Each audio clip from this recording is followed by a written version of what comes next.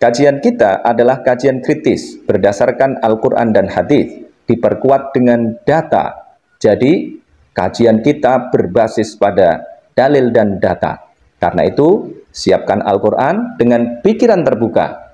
Kalau tidak siap dengan pikiran terbuka, lebih baik tutup saja. Karena bisa berpotensi menyebabkan sesak di dada. Assalamualaikum warahmatullahi wabarakatuh. Alhamdulillahilladzi asbagha alaina ni'amahu dhahiratan wa batinah. Wassalatu wassalamu ala Rasulillah wa ala alihi wa sahbihi wa mawala. Berjumpa kembali dengan saya untuk membahas tema-tema penting dengan perspektif kritis dengan menggunakan basis Al-Quran dan hadis, juga didukung oleh data-data yang akurat. Dengan demikian nanti kita akan menghasilkan perspektif yang bisa mengoreksi perspektif yang keliru di masa lalu, juga bisa mengoreksi perspektif yang tidak relevan di hari ini, dan tentu saja tidak relevan untuk kehidupan di masa yang akan datang. Kali ini kita akan mengangkat tema tentang beriman kepada Al-Quran secara rasional. Seringkali saya mendengar bahwa iman itu tidak rasional. Tetapi di dalam agama kita ada perspektif bahwa la dina liman la aklalah. Tidak ada agama bagi orang yang tidak memiliki akal. Akal ini adalah alat. Alat ini penting sekali untuk memahami wahyu, sehingga kita bisa mendapatkan panduan dari Allah Subhanahu wa Ta'ala. Karena ada banyak hal yang tidak bisa kita ketahui dengan menggunakan panca indera kita.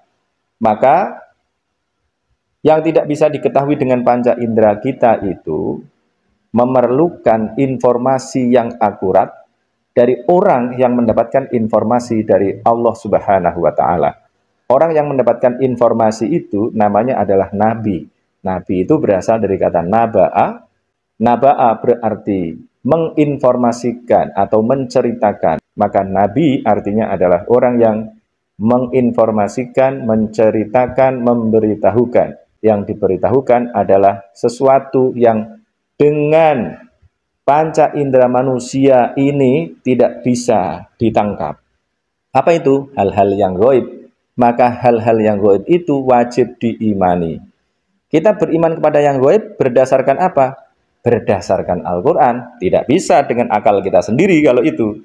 Maka akal adalah alat untuk memahami wahyu, yang sebagian isi wahyu adalah informasi tentang yang gaib. Maka kriteria orang bertakwa adalah alladzina yu'minuna bil ghaibi, yaitu orang-orang yang beriman kepada yang gaib.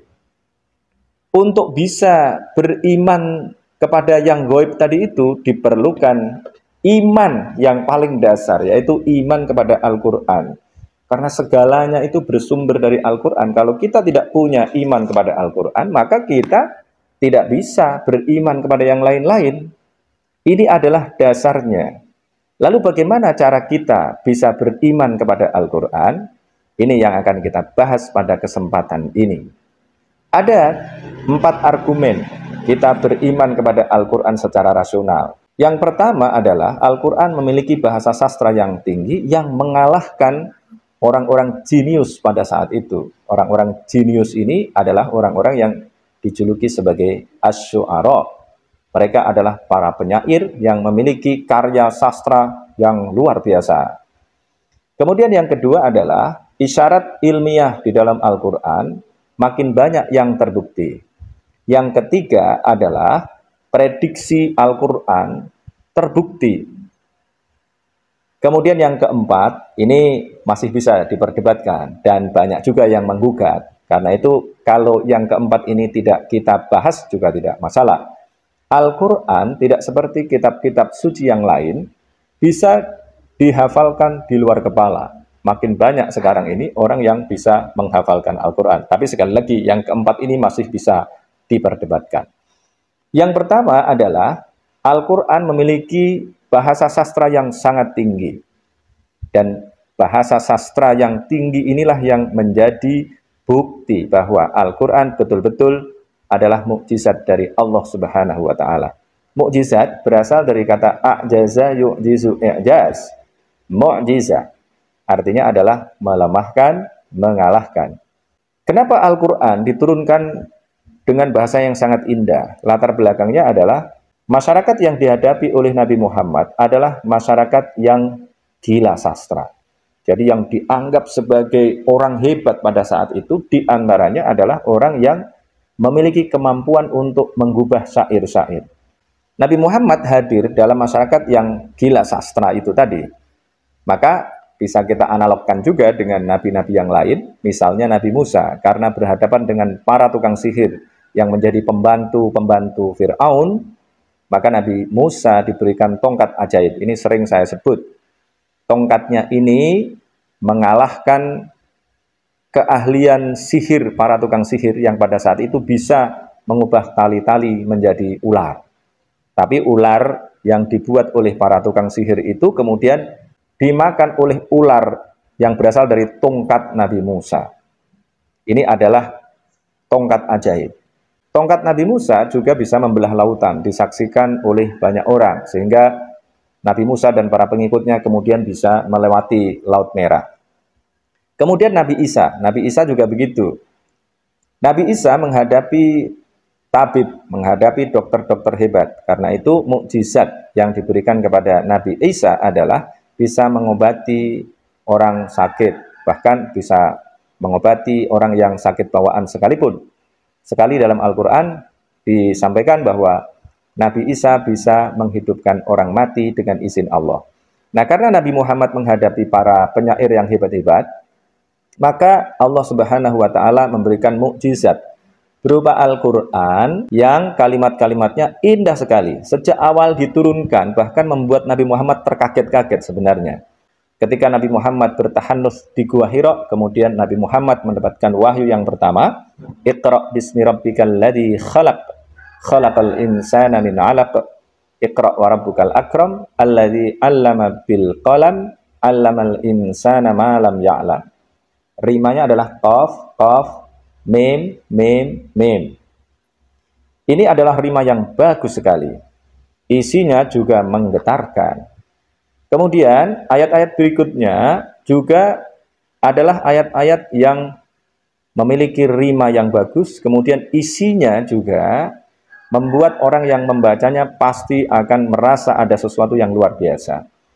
Kalau di pelajaran konvensional kita di pesantren, di madrasah waktu kecil, ayat berikutnya yang turun adalah ya ayyuhal muddatsir qum fa'anzir wa rabbaka fakabbir wa thiyabaka fatahhir, dan seterusnya itu akhirnya adalah ir. Kemudian kalau ada lagi ya ayyuhal muzammil qumil laila illa qalila niswahu aw inqus minhu qalila aw zid alaihi warattilil qur'ana tartila inna sanulqi alaika qaulan tsaqila. Ini setelah il, kemudian setelah mil, kemudian a. Kemudian ada lagi satu versi sejarah yang mengatakan bahwa ayat yang berikutnya, wahyu yang diturunkan berikutnya adalah surat Al-Qalam. Nun wal qalami wa ma yasturun ma anta bi ni'mati rabbika bimajnun. Rimanya juga dahsyat nih, rimanya bagus sekali. Dan ini merupakan ayat yang meyakinkan Nabi Muhammad bahwa beliau bukan majnun. Nah, cuma di dalam Al-Quran terjemah kita ini, Al-Quran Depak, juga terjemah versi-versi lain, ini majnun diartikan dengan gila. Kalau kita membaca sejarah pada saat itu, ada perspektif bahwa orang yang bisa mengeluarkan atau mengubah atau membuat karya-karya sastra yang indah tadi itu disebut sebagai majnun. Majnun dalam konteks itu bukan gila artinya, tetapi adalah orang yang kerasukan jin. Orang yang bisa mengubah karya sastra itu dianggap sebagai orang yang punya khodam. Khodamnya adalah jin. Dan orang yang memiliki khodam jin tadi dianggap sebagai orang yang sangat pintar. Maka bahasa Inggrisnya orang yang sangat pintar adalah Genius itu berasal dari bahasa Arab jin, kemudian jadi genius. Seperti kata Firdaus diserap ke dalam bahasa Inggris menjadi paradise, artinya adalah surga. Biasanya kita mengartikan surga Firdaus, paradise itu ya surga. Kafaro, kafir, kemudian menjadi to cover. Itu adalah bahasa Arab yang kemudian diserap ke dalam bahasa Inggris. Nah, ini orang-orang yang dihadapi oleh Nabi Muhammad adalah orang-orang yang genius. Maka kemudian Allah Subhanahu wa taala memberikan Al-Qur'an yang sastranya luar biasa. Setelah mendapatkan wahyu yang indah tadi itu, kemudian Nabi Muhammad juga diperintahkan untuk menyampaikan kepada kaumnya. Mayoritas mereka awalnya menolak karena mereka sudah punya kepentingan sendiri. Mereka, terutama elit-elitnya, sudah berada pada zona nyaman. Kalau mereka sampai menerima ajaran Nabi Muhammad, maka tentu saja akan terjadi perubahan sosial yang luar biasa. Yang mereka tadinya berada pada puncak piramida, ada kemungkinan mereka akan mengalami penurunan. Nah, ini namanya teori kepentingan. Jadi kepentingan mereka membuat mereka tidak mau menerima apa yang disampaikan oleh Nabi Muhammad Shallallahu Alaihi Wasallam. Maka kemudian mereka berusaha untuk mendelegitimasi Nabi Muhammad.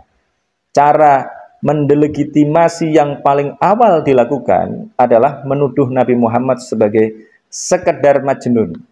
Saya mengatakan sekedar majnun karena tuduhan majnun ini sesungguhnya bukan tuduhan negatif. Tuduhan majnun ini adalah tuduhan positif karena mereka menganggap orang-orang yang majnun itu bukan orang-orang yang negatif. Bahkan kita punya di dalam tradisi sastra di Arab ada roman berjudul Laila dan Majnun. Kalau di Eropa namanya Romeo dan Juliet. Majnun adalah penyair yang luar biasa hebat. Dia mencintai Laila. Nah, ini perbedaan genre puisi pada saat itu ada pada isinya di antaranya. Syair Arab pada saat itu isinya adalah pemujaan pada perempuan cantik, kemudian pada harta kekayaan, kemewahan, kebanggaan, kekuatan suku, dan yang semacamnya. Pokoknya isinya adalah yang bernuansa duniawi. Nah, Al-Quran tidak. Al-Quran tidak hanya berbicara tentang dunia, tetapi juga berbicara tentang akhirat. Memang ada penyair jahiliyah, penyair jahili sebutannya, yang sudah berbicara tentang tidak hanya sekedar dunia, tapi sangat minim. Ini hanya sedikit saja jumlahnya, tidak banyak. Hanya beberapa gelintir orang penyair saja yang memiliki perspektif tentang kehidupan setelah dunia. Nah, karena menghadapi Nabi Muhammad yang luar biasa ini, maka mereka kemudian mendelegitimasi bahwa yang disampaikan oleh Nabi Muhammad bukan berasal dari Allah Subhanahu wa taala, tetapi dari jin, sama dengan para penyair lain itu. Tidak pernah ada yang menganggap bahwa Nabi Muhammad dengan nuansa negatif itu tidak ada. Dianggap sebagai orang gila itu enggak ada. Makanya ketika Nabi Muhammad menyampaikan ajaran-ajarannya itu, kemudian mereka berkumpul dan kemudian menawari Nabi Muhammad, kamu mau apa? Kalau mau perempuan, kami kasih perempuan. Kalau mau kekuasaan, kami akan kasih kekuasaan. Agar Nabi Muhammad tidak melanjutkan apa yang disampaikan itu. Nah, ini memang saking luar biasanya. Dan bahkan di dalam sejarah, kita juga mendapatkan informasi bahwa Umar bin Khattab yang tadinya sangat memusuhi Islam, kemudian juga beriman kepada Nabi Muhammad gara-gara membaca surat Toha. Surat Toha ini di halaman pertama itu rimanya juga sangat indah, berakhir A. Toha, ma anzalna alaikal qur'ana litasqa illa tadhkiratan liman yakhsha tanzilan mimman khalaqal arda was samawati ula ar-rahmanu 'alal arsy istawa lahu ma fis samawati wa ma fil ardi wa ma bainahuma wa ma tahtas thara, dan seterusnya.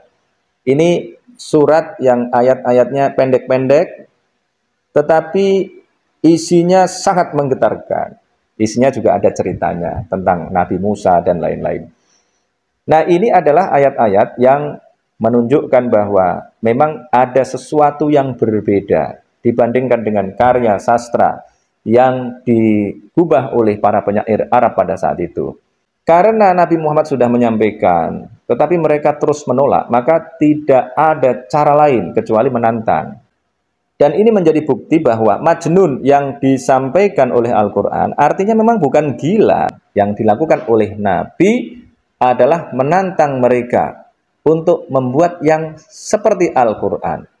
Tantangannya ada di surat Al-Isra ayat 88. Qul la ini jitama'atil insu wal jinnu ala ayyatu bimithli hadzal Qur'an la ya'tuna bimithlihi walau kana ba'duhum li ba'din dhahira. Nabi Muhammad diperintahkan oleh Allah Subhanahu wa taala untuk mengatakan, seandainya manusia dan jin berkolaborasi, ijtama'at itu berasal dari kata jamaah, berkumpul, ijtama'a, berijtima. Kalau suami dan istri, jima itu bersetubuh. Kalau jin dan manusia, perspektifnya adalah jin menguasai manusia. La ini ijtama'atil insu wal jinnu ala ayyatu bimithli hadzal Qur'an, untuk mendatangkan yang semisal Al-Qur'an, la ya'tuna bimithlihi, maka mereka tidak akan mampu untuk datang dengan yang serupa Al-Qur'an. Tidak mungkin. Yang seperti Al-Quran ini nggak mungkin bisa diciptakan oleh para penyair tadi. Walaupun mereka adalah orang-orang yang dianggap hebat. Walau kana ba'duhum li ba'din dhahira. Walaupun mereka berkolaborasi. Karena tantangan ini tidak terpenuhi, maka tantangannya menjadi turun. Tidak umum yang seperti Al-Quran, cukup 10 surat aja.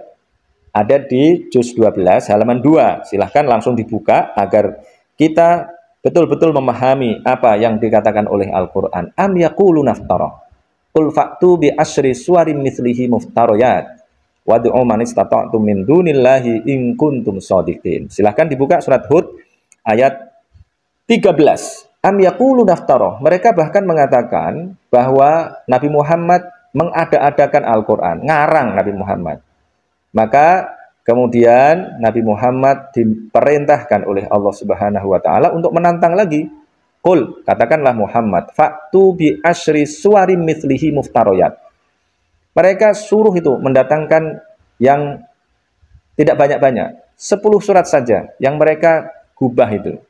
10 surat aja, maka mereka tidak akan bisa. Wad'u man istata'tum, dan panggillah, serulah orang yang kalian mampu selain Allah, in kuntum shadiqin, jika kalian adalah orang-orang yang benar. Dan tidak mampu. Karena 10 surat tidak mampu, maka kemudian tantangan Al-Quran turun, hanya tinggal 1 surat saja, yaitu tantangan yang ada di surat Al-Baqarah dan di surat Yunus. Nah, ini tantangan yang sangat ringan, yang hanya 1 surat saja, yaitu surat Yunus ayat 38. Am yaqulu naftara qul fa'tu bi suratim mithlihi wad'u man istata'tum min dunillahi in kuntum shadiqin. Ayatnya mirip tadi dengan yang ada di surat Hud, tetapi yang ini hanya 1 surat saja. Am yaqulu naftara, sama, awalnya sama. Qul fa'tu bi suratim mithlihi, katakanlah Muhammad, kalian datang hanya dengan 1 surat saja, minta tolong kepada yang selain Allah kalau mereka mampu, kalau kalian benar.